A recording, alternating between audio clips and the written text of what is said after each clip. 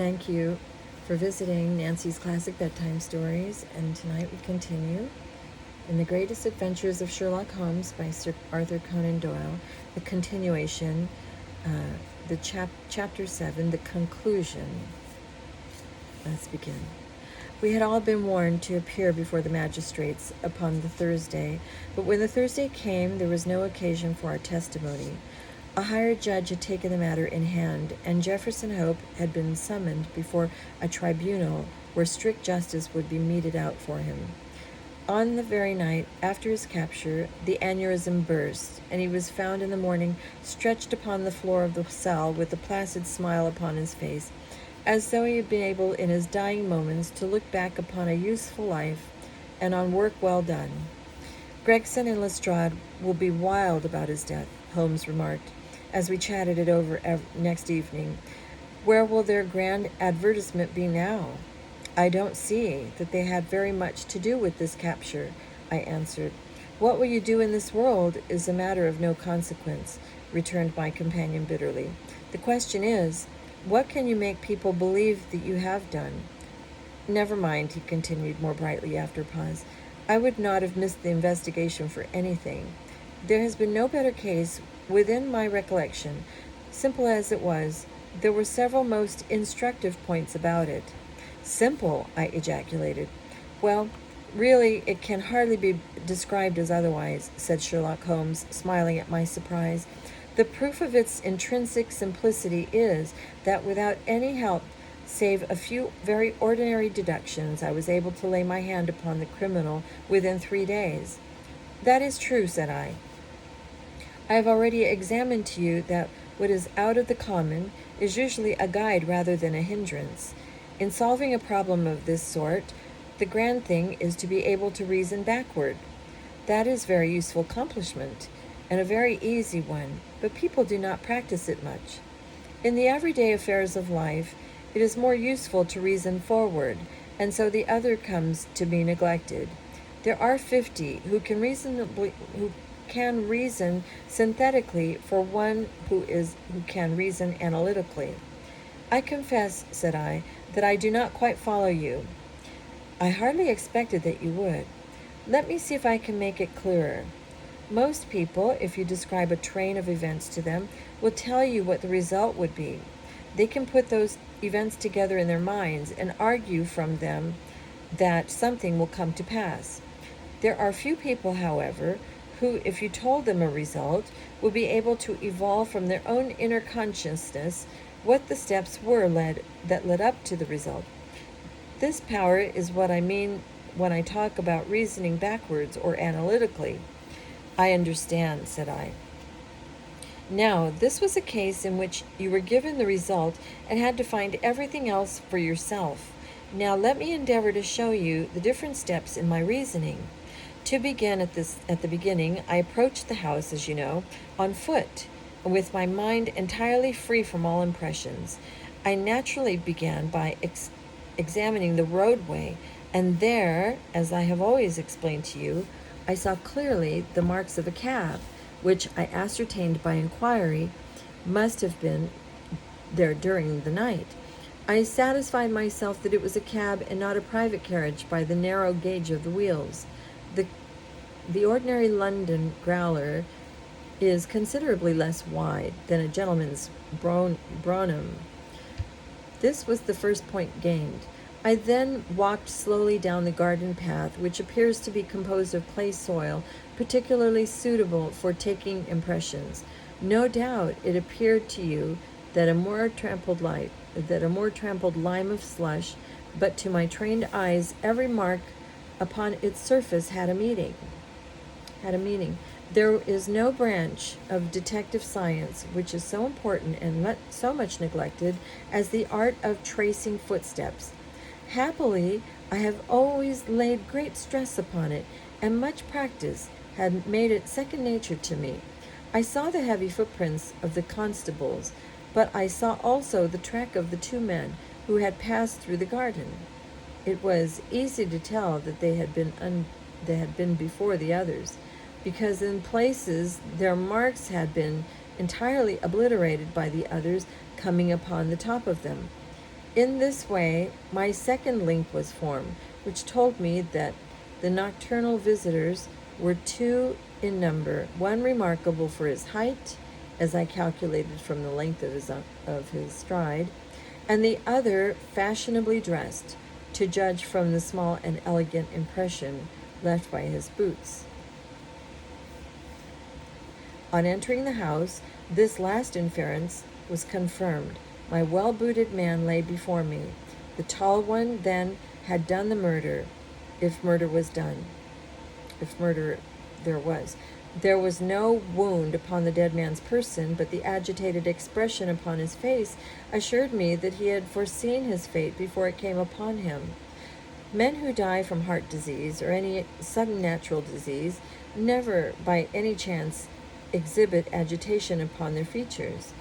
Having sniffed the dead man's lips, I detected a slightly sour smell, and I came to the conclusion that he had been poisoned upon him. Again, I argued that it had been forced upon him, that the barrel and the hatred and fear expressed upon his face. By the method of exclusion, I had arrived at this result, for no other hypotheses would meet the facts. Do not imagine that it was a very unheard of idea. The forcible administration of poison is by no means a new thing in criminal annals. The cases of Dalsky in Odessa and of Le Terreur in Montpellier will occur at once to any toxicologist. And now came the great question as to the reason why robbery had not been the object of the murder, for nothing was taken. Was it politics then, or was it a woman? That was the question which confronted me. I was inclined from the first to the latter supposition. Political assassins are only too glad to do their work and to fly. This murder had, on the contrary, been done most deliberately, and the perpetrator had left his tracks all over the room, showing that he had been there all the time. It must have been a private wrong, and not a political one, which called for such a methodical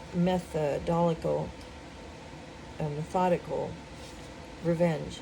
When the inscription was discovered upon the wall, I was more inclined than ever to my opinion. The thing was too evidently a blind. When the ring was found, however, it settled the question. Clearly, the murderer had used it to remind his victim of some dead or absent woman. It was at this point that I asked Gregson whether he had inquired to his telegram to Cleveland as to any particular point in Mr. Drebber's former career. He answered, you remember, in the negative. I then proceeded to make a careful examination of the room, which confirmed me to my opinion as to the murderer's height, and furnished me with the additional details as to the Trichinopoly cigar and the length of his nails. I had already come to the conclusion, since there were no signs of a struggle, that the blood which covered the floor had burst from the murderer's nose in his excitement. I could perceive that the track of blood coincided with the track of his feet. It is seldom that any man, unless he is full-blooded, breaks out in this way through emotion, so I hazarded the opinion that the criminal was probably a robust and ruddy-faced man. Events proved that I had judged correctly. Having left the house, I proceeded to do what Gregson had neglected. I telegraphed to the head of the police at Cleveland, limiting my inquiry to the circumstances connected with the marriage of Enoch Drebler. The answer was conclusive. It told me that Drebler had already applied for the protection of the law against an old rival in love named Jefferson Hope, and that this same Hope was at present in Europe. I knew now that I had the clue to the mystery in my hand, and all that remained was to secure the murderer. I had already determined in my own mind that the man who had walked into the house with Drebber was none other than the man who had driven the cab. The marks in the road showed me that the horse had wandered in a way which would have been impossible had there been anyone in charge of it. Where then could the driver be, unless he were inside the house? Again, it is absurd to suppose that any sane man would carry out a deliberate crime under the very eyes, as if it were, of a third person who was sure to betray him. Lastly, supposing one man wished to dog another through London, what better means could he adopt than to turn cab driver? All these considerations led me to the irresistible conclusion that Jefferson Hope was to be found among the Jarvies of the metropolis. If he had been one, there was no reason to believe that he had ceased to be one. On the contrary, from his point of view, any sudden change would be likely to draw attention to himself. He would probably, for a time at least, continue to perform his duties. There was no reason to suppose that he was going under an assumed name. Why should he change his name in a country where no one knew his original one? I therefore organized my street Arab detectives corps and sent them systematically to every cab proprietor in London until they ferreted out the man that I wanted. How well they succeeded, and how quickly I took advantage of it, are still fresh in your recollection. The murder of Stangerson was an incident which was entirely unexpected, but which could hardly in any case have been prevented. Through it, as you know, I came into possession of the pills, the existence of which I had already surmised. You see, the whole thing is a chain of logical sequences without a break or flaw. It is wonderful, I cried. Your merits should be publicly recognized. You should publish an account of the case. If you won't, I will do it for you. You may do what you like, doctor, he said. See here, he continued, handing a paper over to me. Look at this. It was the Echo for the day, and the paragraph to which he pointed was devoted to the case in question. The public, it said, have lost a sensational treat through the sudden death of the man Hope, who was suspected of the murder of Mr.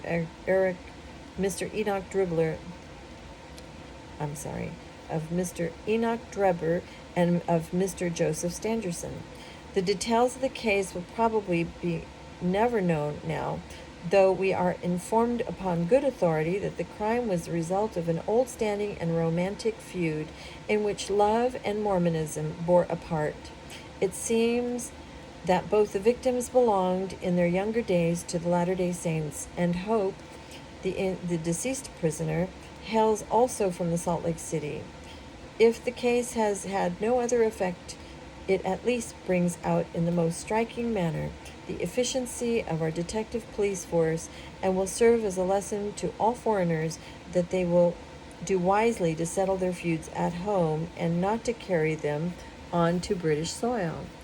It is an open secret that the credit of this smart capture belongs entirely to the well-known Scotland Yard's officials, Messrs. Lestrade and Gregson.